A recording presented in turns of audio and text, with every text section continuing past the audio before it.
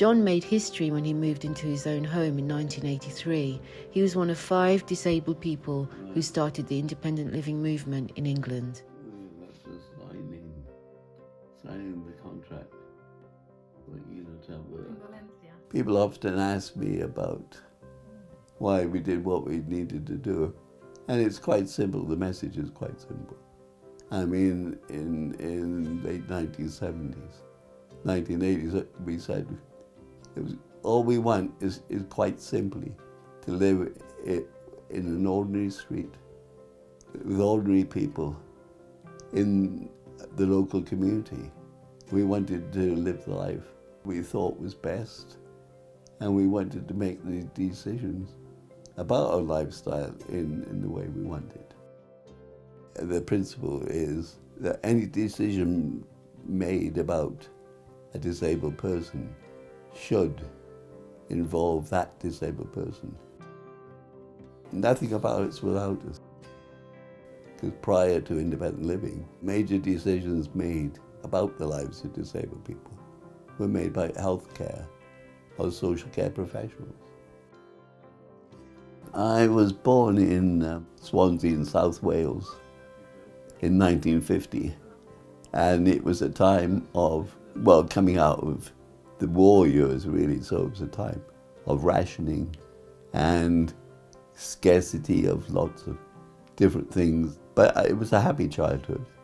Football was what I really liked when I was a young kid. My junior school, we won quite a lot of shields and cups, and I love rugby, I love poetry.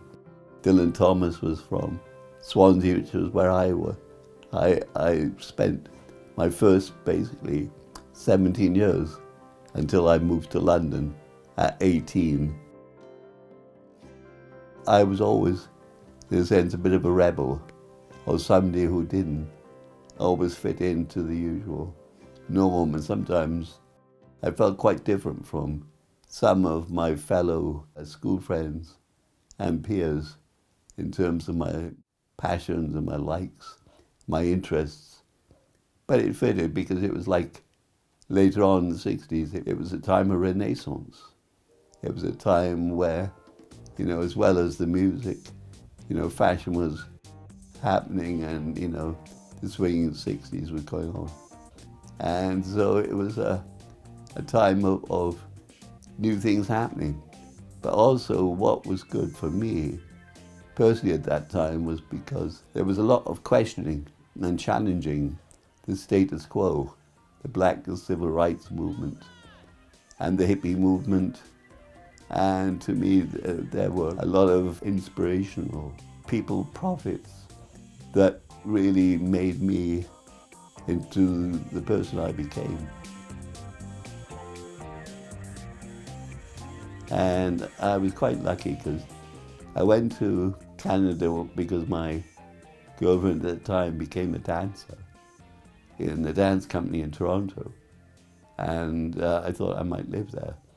But I didn't, but I returned to the UK. And when I returned, I decided that I wanted to find some kind of philosophy or something that could help me develop myself. And meditation and yoga were interests that came my way through different friends. And then I found a Sufi group in London where I studied really until I broke my neck. And that Sufi approach transformed my life.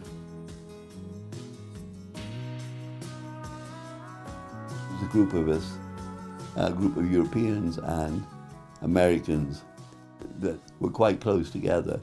And one of the Americans was very influential, and he had a lot of contacts, and he raised money so that we could go to Jerusalem to organize a peace project, because we were fascinated by the dilemma and the mysteries of Jerusalem, a holy place that represented 3 of the main monotheistic religions, Christianity, Judaism, and Islam, all had the center there almost.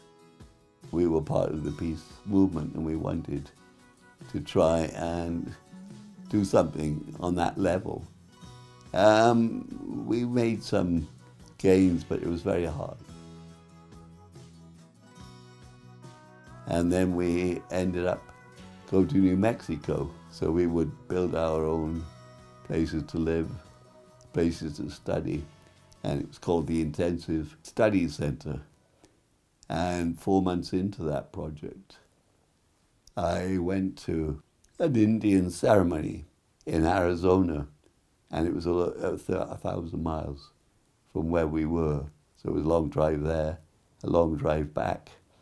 And when I returned to the New Mexico community where we were living, I started doing exercises in the morning, like I did a lot of the time, but I was basically just tired and didn't have the concentration levels I should have had, and consequently broke my neck and ended up being in a hospital in Albuquerque, New Mexico.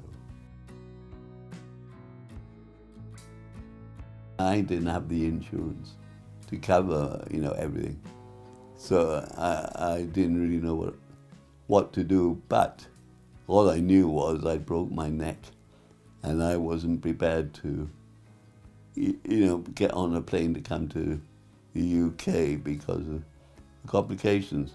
But anyway, in the end, I had to return, which I did do under the guidance of the doctors in the hospital in New Mexico, because I had to be careful of getting pressure sores and sitting for too long. They constructed a bed in a plane, and we flew from LA to London.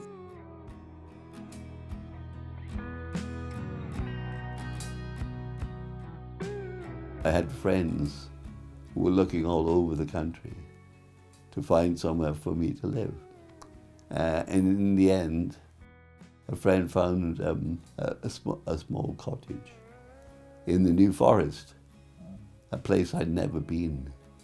That's where I ended up living with my friend and girlfriend until that broke down after almost 2 years.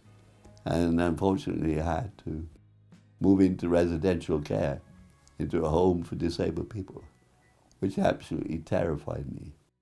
It filled me with fear. Freedom was a very important part of my life, and going into a residential home just represented imprisonment to me, almost like being incarcerated. But I had no choice. When I went there, I told the head of care, I'm not going to spend the rest of my life here. It's not what I want. And they said to me, well, unfortunately, there isn't anything else. This is it. And I just felt that there had to be some way beyond that place. And then I managed to meet a few other residents there who thought similarly to me. And then we decided to set up a project. We called it Project 81, because 1981 was designated as the United Nations Year for Disabled People. And we thought that would be a good way of making publicity about what we wanted to do to live in the community with others and try and find support, because we thought our local authorities were paying a lot of money for us to live in this residential home. If they could give us part of that ourselves directly, then we could quite easily organize our own support in the community. But it took quite a few years to realize that, because we had to educate everybody and try and convince them that we were able to do this, because there was lots of suspicion.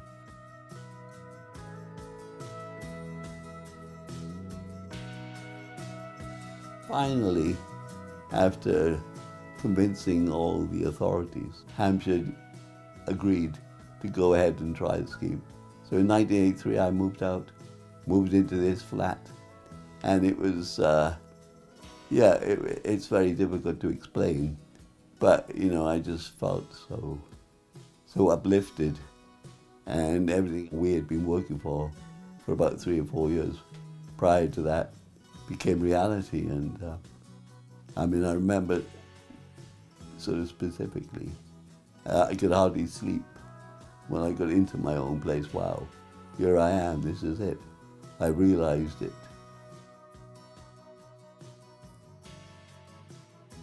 But it was like that was another beginning, because then that was the beginning for us trying to develop independent living in Hampshire.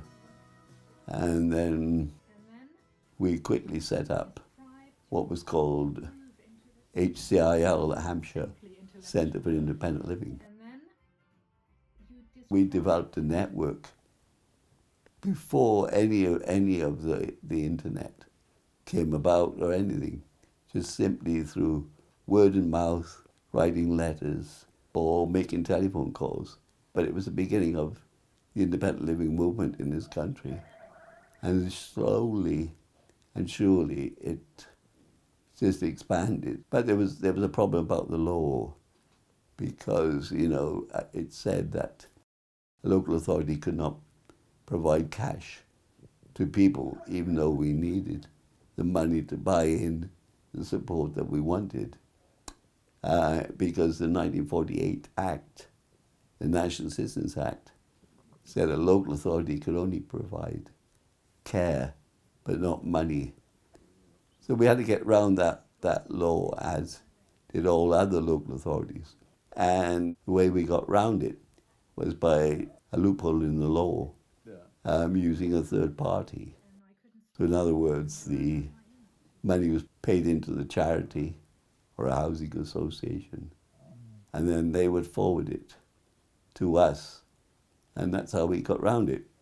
And then some authorities around the country agreed with it and decided to do the same.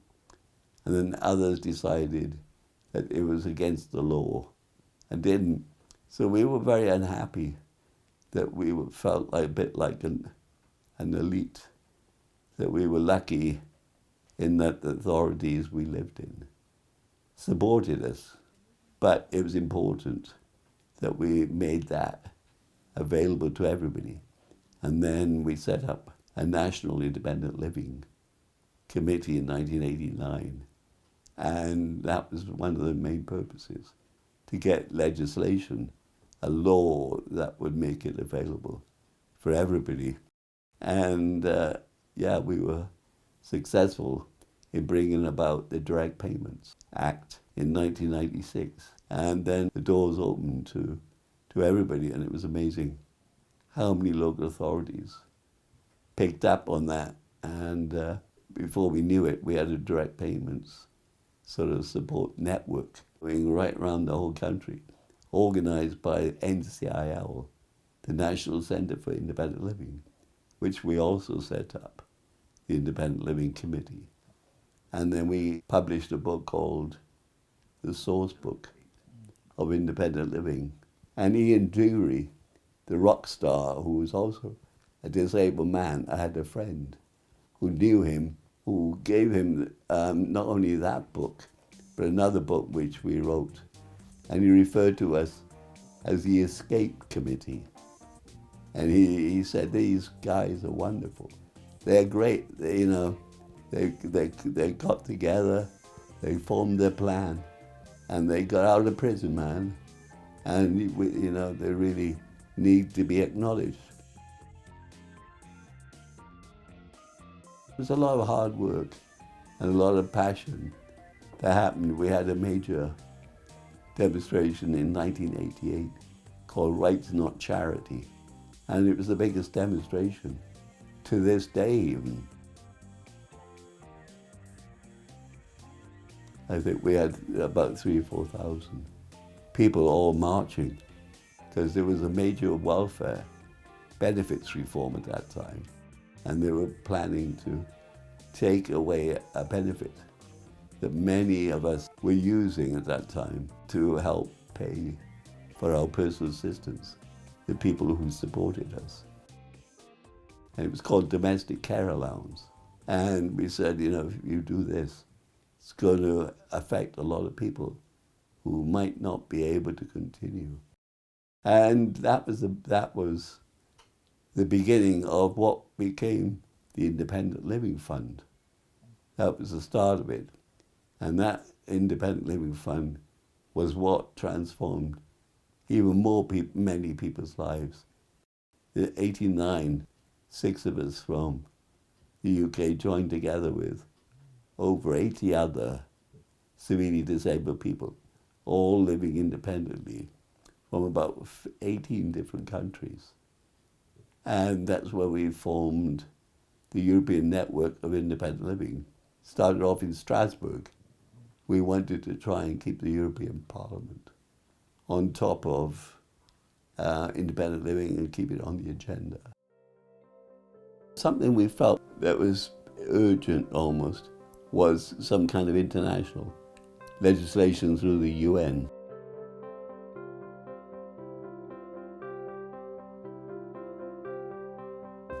I traveled quite widely, and after 20 years of canvassing and trying to get that, it was amazing. In 2007, the UN came out with what is known as the UN CRPD, which basically stands for the United Nations Commission to protect the rights of disabled people. And this is by far the most comprehensive piece of legislation in any country in the world. And that's why it's so unifying. The principles within it are so unifying. And the problem with it is that it is not being fully implemented in any countries. There is a UN committee for this rights legislation that monitors what all countries are doing and often visits different countries. As I'm getting older, I need to spend more time, you know, with Jana, but not working all the time and doing different projects. And yeah, I mean, this house is very symbolic in that we actually did get married here. It's almost 4.5 years ago. Now, even though we were together for 4 years before that, it was wonderful that we were able to get married here. And the only reason we were able to organize that was because I was diagnosed with terminal cancer in September 2018. And after about 10 days of being emotionally ripped apart, both of us, you know, we made the decision that I would make the rest of my life I would devote to trying to be as positive as I could, and also to live as good a quality life as we could together. 4.5 years later, you know, I am still here and we are still here. And, you know, it is very special. It is a gift. Jana, on my 70th birthday, did this wonderful birthday present by bringing together a lot of my old friends and putting together a video. There were about 105 people, I think, including children, and as well as about 4 or 5 different dogs and cats. Yeah. But I remember also when we first met that you mentioned a few times that you are very aware now, looking back, that actually your accident and you being tetraplegic Mm-hmm. enabled you to live a life that was so full of experiences that you otherwise would have never made, probably, like speaking in Geneva in front of the UN and like these kinds of things. So that's quite something as well, isn't it? Mm-hmm. That's right. Yeah. Yeah. Or having your OBE. Mm-hmm.